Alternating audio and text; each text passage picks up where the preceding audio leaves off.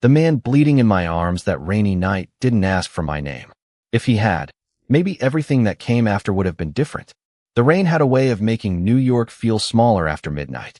Streetlights blurred into golden halos across the soaked pavement, and every passing car left shimmering ribbons of water behind. My 12-hour shift at Mercy General had stretched into almost 16 after 2 emergency admissions came in minutes before I was supposed to clock out. My scrubs smelled faintly of antiseptic and stale coffee. My feet ached inside shoes that had carried me through more miles than I cared to count. And all I wanted was the tiny apartment waiting for me in Queens where my 3-year-old son, Noah, was already asleep with my sister watching over him. I remember tightening my jacket against the cold as I crossed the nearly empty parking lot, fishing my keys from my bag, while silently promising myself that tomorrow I would finally take a day off. Then I heard it. Not shouting, not sirens, just the sharp scrape of shoes against wet pavement followed by the unmistakable sound of someone struggling to stay on his feet. I froze. Every instinct told me to keep walking. Women learn those instincts for a reason. But another part of me, the nurse who had spent years refusing to look away when someone needed help, pulled me toward the narrow alley beside the hospital garage. I found him leaning against a brick wall, rain pouring over his dark coat as though the storm itself was trying to hide him. He looked no older than his mid-30s, tall even while fighting to remain standing, with black hair soaked flat against his forehead and pale skin that had lost too much color. His breathing was uneven, and one hand clutched his side beneath the fabric of his jacket. His blue eyes lifted toward mine for only a second before drifting away again, not with fear, but with the quiet exhaustion of someone who had carried the weight of the world for far too long. I knelt beside him without thinking. Years of training took over before panic ever had the chance. I checked his pulse, spoke calmly, asked simple questions, trying to keep him awake while dialing for help. He answered only once, his voice low and rough enough that I almost missed the words. "You shouldn't be here." I managed a tired smile despite the rain dripping from my hair into my eyes. "Funny," I whispered. I was about to say the same thing. He almost smiled back. Almost. Then headlights swept across the alley entrance. 3 black SUVs rolled to a stop with quiet precision, their engines humming beneath the rain. Men in dark suits stepped out one by one, their movements calm, disciplined, almost rehearsed. None of them looked surprised to find a stranger. Instead, every pair of eyes landed on me. One man hurried forward before stopping several feet away as though waiting for permission from the injured stranger himself. The silence between them felt heavier than the storm. I slowly stood, my heartbeat quickening for reasons I couldn't explain. Whoever this man was, he wasn't ordinary. Even injured, people waited for his approval before taking another step. As one of the men quietly thanked me and reached for his phone, another opened an umbrella above the stranger with practiced respect. That was the moment I realized I hadn't stumbled into an accident. I had stumbled into someone else's world, and I had no idea that the man whose life I had just saved would soon change mine forever. The man who had thanked me stepped closer, his tailored suit untouched by panic even though rain continued to fall around us. "Miss Carter," he said quietly, somehow already knowing my name from the identification badge still clipped to my scrubs. "Our employer would like to express his gratitude properly." I looked at him, then back at the stranger who was now being helped toward the waiting SUV. He had not spoken another word, but before disappearing inside the vehicle, he turned his head just enough for our eyes to meet again. There was something unexpected in that brief glance. Not fear, not arrogance. Gratitude, carefully hidden behind years of discipline. "I was only doing my job," I answered, pulling my jacket tighter. "Then allow us to drive you home." "That is not necessary. It is important to him." I almost laughed. Nobody had ever insisted on giving me a ride home because I had finished another exhausting shift at the hospital. But every instinct reminded me that accepting favors from strangers rarely ended well. "Thank you," I said politely. "My son is waiting for me. I can manage." The man's expression softened for the first time. "Very well." He handed me a simple white business card with nothing except a phone number embossed in silver. No company logo, no name. "If you ever need anything, call." Before I could refuse it, the convoy disappeared into the rainy streets as silently as it had arrived.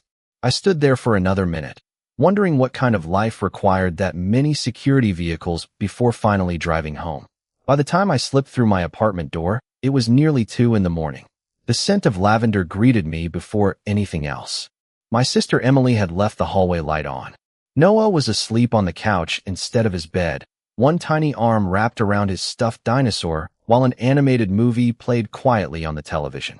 Emily looked up from the kitchen table with a tired smile. "Long night?" she asked. I nodded as I carefully carried Noah into his bedroom. He stirred just enough to wrap his little arms around my neck before falling asleep again. Moments like that always reminded me why every double shift was worth it. The next morning, life tried to return to normal. Patients filled every examination room. Monitors beeped steadily. Coffee cooled faster than anyone could drink it. Around noon, however, the emergency department became strangely quiet. Nurses exchanged curious glances toward the entrance. Even physicians paused in the middle of conversations. A line of men wearing dark suits entered the hospital lobby with calm precision. They did not rush. They did not speak loudly. Yet somehow every hallway seemed to make room for them. Walking between them was the same man I had found in the rain. Except now he looked completely different. His charcoal suit fit perfectly. His posture was straight. His black hair was neatly combed back, and the exhaustion I had seen the night before had been replaced by quiet confidence. He carried himself like someone who expected the world to move aside without ever asking. One of the senior administrators hurried toward him with an anxious smile. Doctors greeted him respectfully. Security officers nodded before returning to their posts. Nobody questioned why he was there. I caught the whisper from 2 nurses standing beside the medication cart. "That is Damian Romano." "The Damian Romano?" "Yes, the businessman everyone talks about." I watched him from across the hallway, confused by the sudden tension surrounding someone who had seemed so vulnerable only hours earlier. Then Damian lifted his eyes, found me immediately among dozens of people, and offered the smallest nod. Somehow, without saying a single word, the entire hospital suddenly felt much smaller. For the rest of that shift, I told myself I had imagined the way Damian Romano looked at me. Hospitals were full of important people, wealthy donors, politicians, professional athletes. Maybe he was simply another influential man making a generous contribution before disappearing back into a world that had nothing to do with mine. That explanation lasted exactly 6 hours. My shift finally ended just after 7 that evening. The sky had turned a soft orange over Manhattan, and the sidewalks buzzed with commuters rushing toward subway stations and crowded intersections. I stepped outside carrying nothing but my worn backpack and the grocery list Noah had proudly helped me write that morning with oversized blue crayons. Milk, apples, dinosaur cereal, the ordinary pieces of an ordinary life. As I reached the crosswalk, a black SUV quietly pulled alongside the curb. My shoulders tensed immediately. The rear passenger window lowered halfway, revealing the same silver-haired gentleman I had met the night before. His expression remained calm, almost apologetic. "Miss Carter," he said, "please do not worry. Mr. Romano asked me to deliver something." Before I could answer, he stepped out and handed me a small white paper bag from a neighborhood bakery only 3 blocks away. Warm steam escaped as I accepted it without thinking. "Fresh cinnamon rolls," he explained. "He remembered you said your son was waiting for you." I blinked in surprise. I had mentioned Noah only once, in passing, while standing in the rain beside a complete stranger. Somehow he had remembered. "Please thank him," I replied carefully, "but this really is not necessary." The older man smiled kindly. He insisted. Before I could return the bag, the SUV merged back into traffic and disappeared. I stood on the sidewalk feeling strangely unsettled. It was not the pastry that bothered me. It was the attention to detail. People with that kind of power usually forgot names 5 minutes after hearing them. Damian Romano had remembered my son. That evening, Noah greeted me at the apartment door with enough excitement to erase the exhaustion from my entire day. His light brown hair bounced as he ran across the living room, wearing dinosaur pajamas 2 sizes too big. "Mommy, you are late," he announced with all the seriousness a 3-year-old could manage. I laughed, kneeling to hug him. "I know. I brought a surprise." His eyes grew wide the moment he spotted the bakery bag. Emily raised an eyebrow from the kitchen. "Those look expensive." "They were a thank you gift from someone at work," I answered, hoping the explanation sounded more convincing than it felt. Over the next week, the surprises continued. Every gesture was thoughtful, but impossible to refuse. A brand new medical textbook appeared anonymously at the nurse's station after I mentioned mine was falling apart. A coffee arrived exactly the way I ordered it every Thursday morning without anyone asking. When Noah developed a mild fever one weekend, the pediatric clinic somehow found an appointment despite being fully booked for 2 weeks. Nobody ever mentioned Damien directly. Nobody asked for anything in return. Yet I always sensed an invisible hand quietly removing obstacles before I even realized they were there. Finally, curiosity won. One afternoon, I walked into the hospital courtyard during my lunch break and found him standing alone beside the fountain, watching autumn leaves drift across the water. He turned before I spoke, as though he had known I was coming. "You have been helping me," I said softly. "Why?" Damien looked at me for a long moment before answering. "Because debts matter where I come from." I folded my arms. "You do not owe me anything anymore."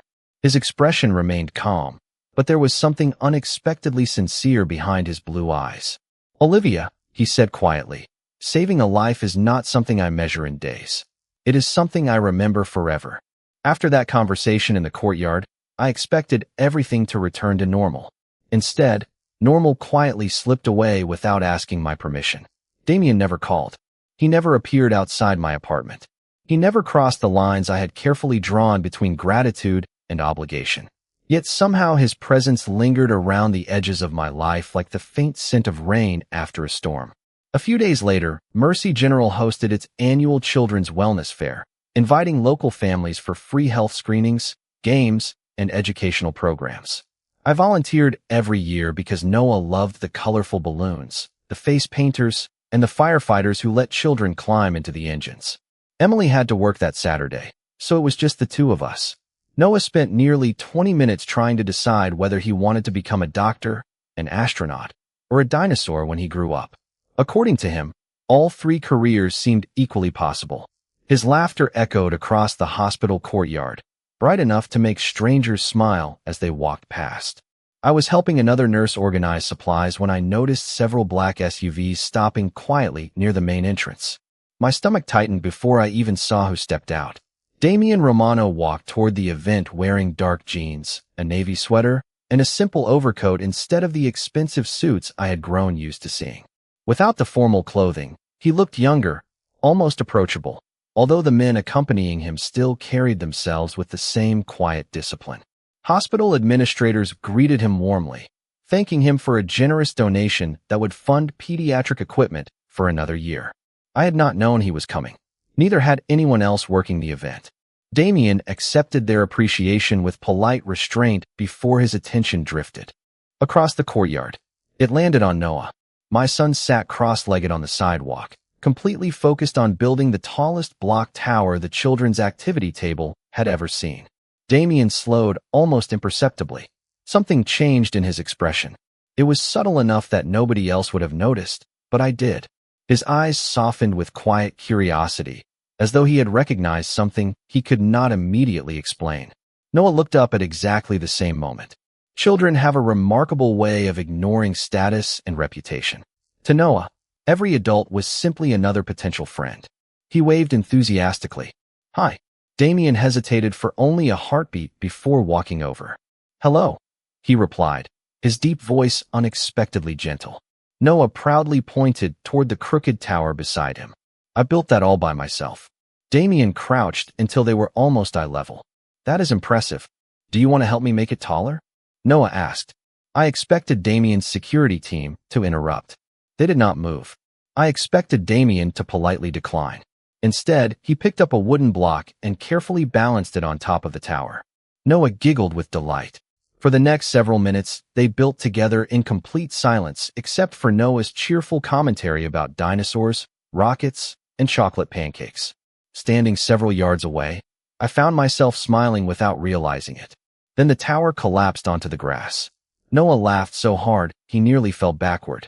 Damien laughed too. It was quiet and brief, but unmistakably genuine. I had never seen that version of him before. As Noah reached for another block, Damien paused.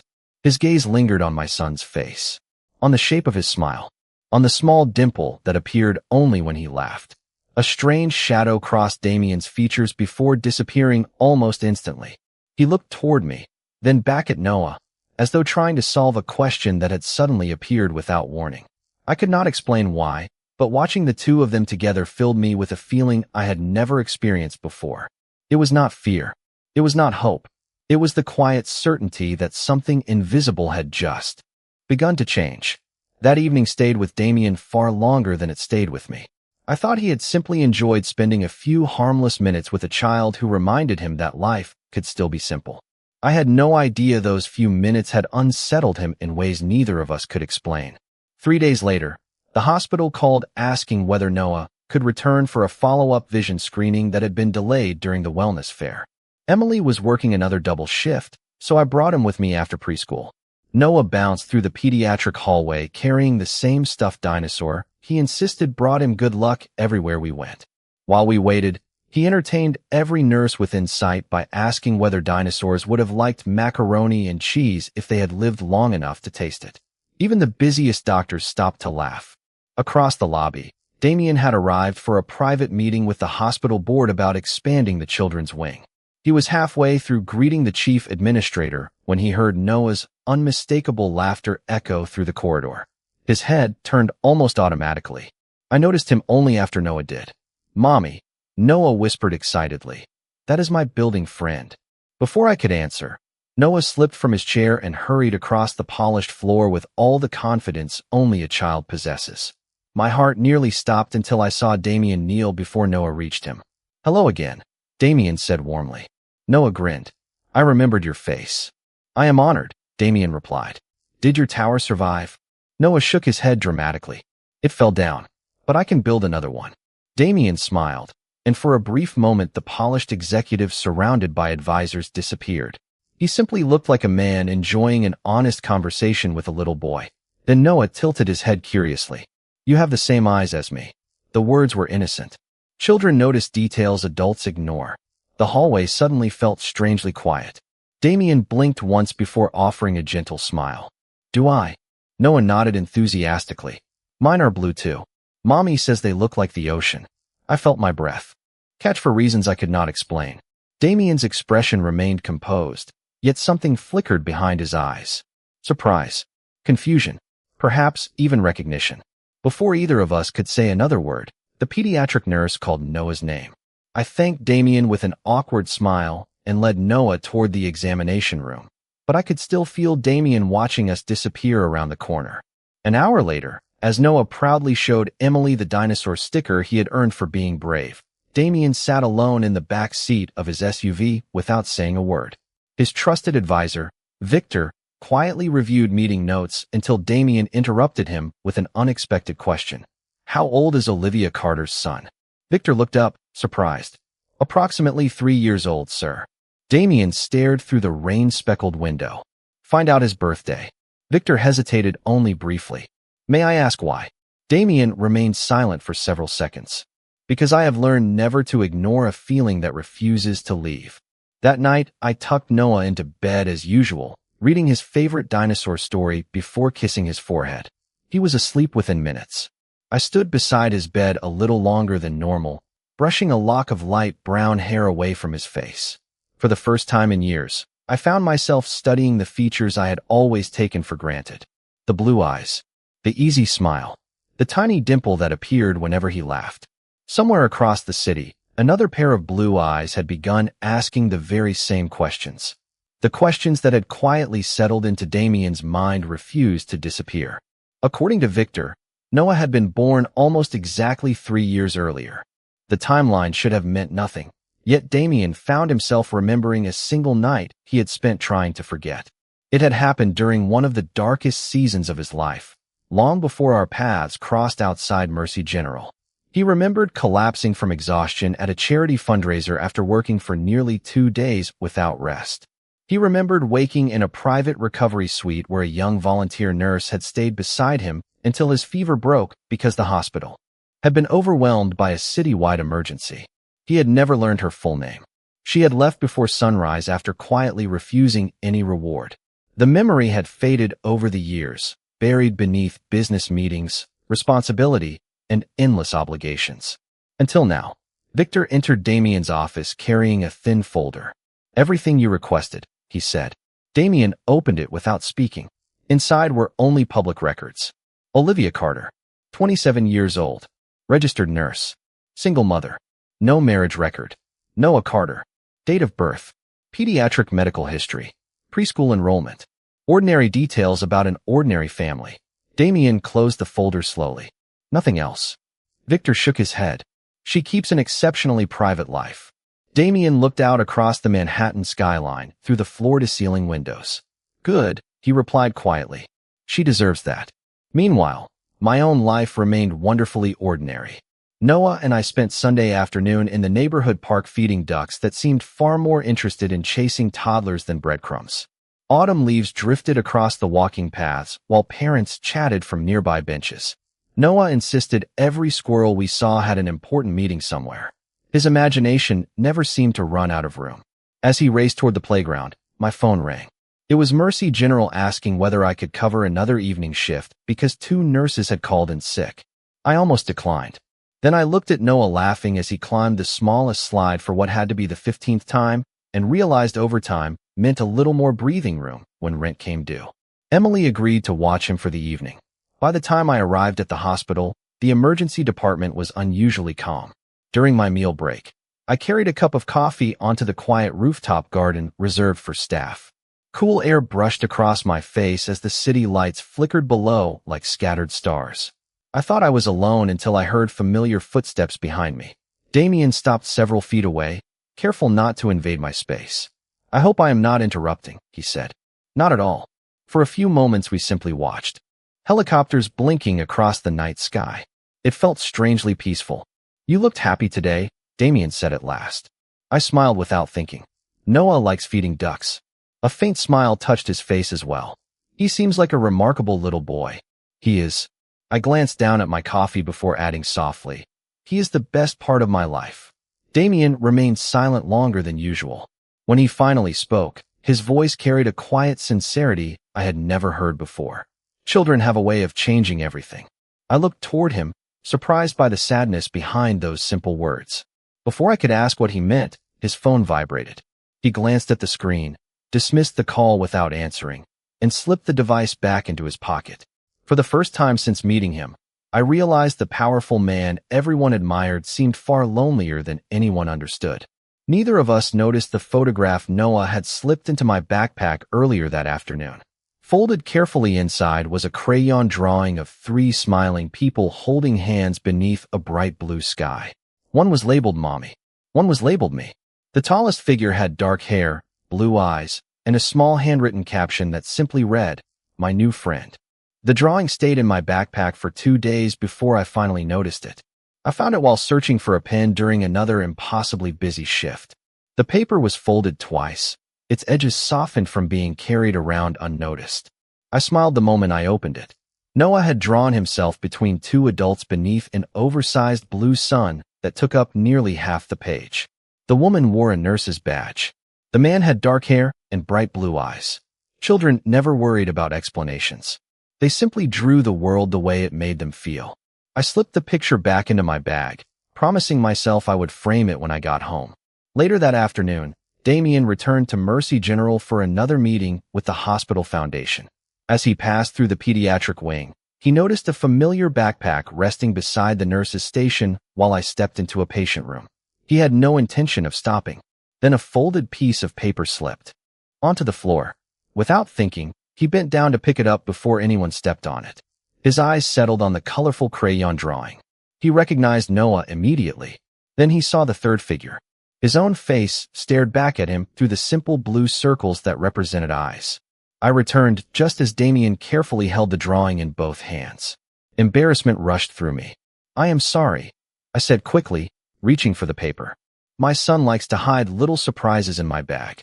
Damien handed it back with remarkable care, almost as though it were something fragile. "He is very talented," he said quietly. I laughed softly. "He believes everyone should smile all the time. His drawings usually do." Damien remained thoughtful for a moment before asking, "Has he ever asked about his father?" The question caught me completely off guard. I looked down at the picture in my hands before answering honestly. "Sometimes. Damien waited patiently. I always tell him that families are built by love, not by how many people live in the same house.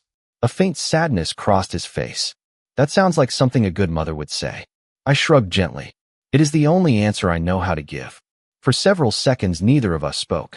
The hallway filled with the familiar rhythm of rolling carts, distant conversations, and quiet footsteps. Finally, Damien broke the silence. Did you ever know his father? I hesitated. The question reached into a part of my life I rarely opened. Only for one night, I admitted. Years ago. Damien's expression did not change, but I noticed the way his fingers tightened almost imperceptibly around the strap of his coat. He became ill during a charity event. The hospitals were overwhelmed because of a severe winter storm. I stayed with him until he recovered because there were not enough nurses available. He left before sunrise, and I never learned how to find him again. I smiled faintly at the memory. I doubt he even remembered my name. Damien looked away toward the hospital windows where gray clouds drifted slowly across the Manhattan skyline. His voice was almost a whisper when he finally spoke. Sometimes people remember far more than they ever admit. Before I could ask what he meant, Victor appeared at the end of the corridor carrying a sealed envelope. He walked directly toward Damien, but stopped when he noticed me. Damien accepted the envelope without opening it. Their eyes met briefly. No words were exchanged, yet something important seemed to pass between them. As Damien slipped the envelope into the inside pocket of his coat, I could not possibly know that it contained the answer to a question he had been quietly carrying for days. The laboratory had finished the confidential DNA analysis only minutes earlier. Damien waited until he was alone before opening the envelope. The city stretched beyond the glass walls of his office, alive with thousands of lights, but he barely noticed any of them. His attention settled on a single sheet of paper carrying only a few carefully printed lines. He read them once. Then again. The words did not change. The probability exceeded every scientific standard. Noah Carter was his biological son. Victor remained silent across the room, understanding that no sentence could possibly compete with the weight of that discovery. Damien lowered the report onto his desk with extraordinary care, almost afraid it might disappear if he moved too quickly. For years he had believed his life was already defined. Responsibility, power, endless decisions, endless sacrifices. Yet everything shifted because of one little boy who loved dinosaurs and believed every stranger deserved a smile. How long have they been alone? Damien finally asked. Victor understood immediately. Almost 4 years. Damien closed his eyes briefly. For birthdays. For Christmas mornings. For years of scraped knees, bedtime stories, school pictures, and ordinary moments he had never known existed. Not because Olivia had hidden anything from him with cruel intentions, but because neither of them had known the truth. He folded the report carefully and locked it inside his desk instead of carrying it away. No one else sees this, he said quietly. No one. Victor nodded without hesitation. Understood. Across the city, my evening felt wonderfully uncomplicated. Noah insisted we make pancakes for dinner simply because pancakes tasted better when the stars were already out. Flowers somehow ended up on the kitchen counter, the floor, and even the family cat that occasionally wandered onto our apartment balcony from the neighboring building. Emily laughed so hard she nearly dropped her coffee. I watched Noah proudly flip a pancake that landed folded in half before declaring it looked exactly like a dinosaur footprint. Moments like those reminded me that happiness rarely arrived in grand gestures. It lived inside tiny routines shared with people who mattered most. The following afternoon, as my shift ended, I stepped outside Mercy General, carrying my backpack over one shoulder. A familiar black SUV waited quietly near the entrance, but this time Damien stood beside it alone. No formal greeting, no security surrounding him, just a man who suddenly looked more uncertain than I had ever seen before. Do you have a few minutes? He asked. I checked the time before nodding. Emily is picking Noah up from preschool, so yes. We walked slowly through the small public garden across from the hospital where autumn leaves drifted around empty benches. Neither of us hurried to fill the silence. Finally, Damien stopped beneath an old maple tree whose branches glowed gold in the late afternoon sun. Olivia, he began carefully, if you discovered that something you believed for years was incomplete, would you want to know the truth, even if it changed everything? I smiled faintly. You ask very complicated questions. I am asking a serious one. I looked at him for a long moment before answering. The truth is usually frightening before it becomes freeing. Damien lowered his eyes as though my answer carried more meaning than I intended. And if the truth hurt someone, I folded my arms against the cool breeze. Then the person telling it should lead with kindness instead of fear. He remained silent after that. We continued walking until we reached the hospital entrance again. Before leaving, Damien looked at me with quiet determination, replacing the uncertainty I had seen only moments earlier. "There is something I need to tell you," he said softly. "But when I do, I want Noah to hear it too, because he deserves honesty as much as either of us." 2 evenings later, Damien arrived at my apartment carrying nothing except a small paper bag from the same neighborhood bakery where this impossible story had quietly begun. Emily opened the door, recognized him immediately, and looked toward me without saying a word. Noah came running down the hallway wearing his favorite dinosaur shirt and smiled as though an old friend had come to visit. "You remembered the cinnamon rolls," Noah said proudly. Damien smiled in return. "I promised I would." We sat together around my tiny kitchen table, the kind that barely fit 4 chairs, while Noah carefully arranged toy dinosaurs into what he called a family meeting. For a few precious minutes, nobody spoke about life-changing discoveries. We simply laughed as Noah explained why a Triceratops would always beat a Tyrannosaurus in a race because it was more polite. Then Noah wandered into the living room to show Emily his newest drawing, leaving Damien and me alone. He placed a sealed envelope on the table, but did not push it toward me. "You once told me that the truth should begin with kindness instead of fear," he said quietly. I have tried to remember those words. I listened without interrupting. Years ago, during that winter charity event, I became seriously ill. Someone stayed beside me through the night when she could have gone home. I never learned her name because she disappeared before morning. I searched for her afterward, but I never found her. My heart began beating faster as forgotten memories slowly returned. The crowded hospital, the snowstorm, the exhausted stranger who insisted on thanking me even as I hurried back to another patient. Damien looked directly into my eyes. That man was me. I could barely breathe. "There is more," he continued gently. After meeting Noah, something in my heart refused to remain silent. I asked questions I never expected to ask. I requested answers I never expected to receive. He slowly opened the envelope and placed the laboratory report between us. "Olivia, neither of us knew. You never kept my son from me because you never knew who I was. I never searched for my son because I never knew he existed." Tears filled my eyes before I finished reading the final page. Every date, every detail, every impossible coincidence suddenly fit together with breathtaking clarity. I covered my mouth, unable to speak. Damien did not move closer. He did not ask for forgiveness or make impossible promises. Instead, he quietly said the only words that truly mattered. "I cannot change the years we lost, but if you allow me, I would like to spend the rest of my life earning the years we still have." Before I could answer, little footsteps hurried back into the kitchen. Noah climbed onto Damien's lap without hesitation and held up his newest crayon masterpiece. This time the drawing showed 3 people holding hands beside a little house with flowers in every window. "I fixed it," Noah announced proudly. "Now everybody is together." Damien looked at the picture, then at me. His blue eyes were shining with emotion he no longer tried to hide. I reached across the table and gently took his hand. "Families are built by love," I whispered, repeating the words I had told Noah so many times before. Today ours simply became a little bigger. 1 year later, Noah raced across that same neighborhood park, laughing beneath a bright autumn sky, while Damien chased him with the joyful determination of a father making up for every missed moment. Watching them together, I finally understood something I had never learned in any textbook. Saving a life is not always about keeping someone's heart beating. Sometimes it is about giving that heart a reason to come home.